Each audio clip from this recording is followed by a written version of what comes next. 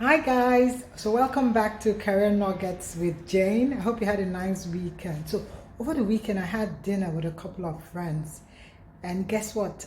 One of them was leaving his organization, and back to the same story. Uh, the person was leaving because he had a toxic manager, and that person thought he couldn't stay any longer, so he chose to exit. So you can see that this topic doesn't evade us. But more importantly is that organizations tend to lose because that was a very talented individual and he could have really flourished in that role. So organizations tend to lose when we don't promote people to the right positions where their strengths are shown, or where we don't have managers that are rightly equipped or skilled for the role. We tend to have attrition, or we tend to lose talented people. So let's go back to what we were discussing about. So now if you have that situation, I'm sharing from my experience some of the things you could do. So today I want to talk about two things, some of the things I did when I had that situation. So one is giving constructive feedback, and two, having a candid conversation. Now, even though we know these are tough to have, I'll layer it with keep detailed records. That's a good way. The reason you're giving constructive feedback, I tend to see that it's mostly an emotional period for both parties. Communication is always kind of flawed or lost in translation.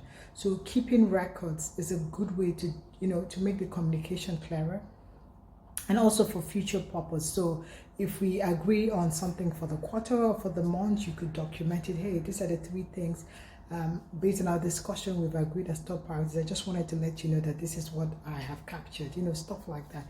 It also helps for clarity, mental clarity. So when you start getting into that tussle of not being clear what the job or priority was, it's already documented. But it also helps when it's time to give feedback. So I believe in giving feedback. Now, feedback doesn't mean that it's two-way, that the other person has to accept your feedback, but I think it's a good tool to use, especially if you find them in the listening mode. So that's your job. It takes a bit of emotional intelligence there to make sure the other party, you find them in a situation where their guards are down and they're listening. And like we said, if you're doing it from a positive intent, you're being objective, you're trying not to judge, but you're trying to highlight ways you can do things better.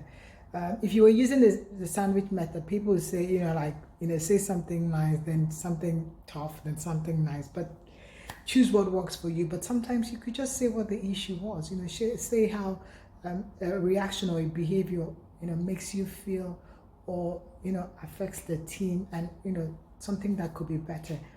But, try and set the context. They might be trying to do it based on what their understanding is that is required, or what they feel they can get as their objective. So do give feedback. It's very good because you want to know that you were sharing your opinion, not the fact that you are suffering in silence.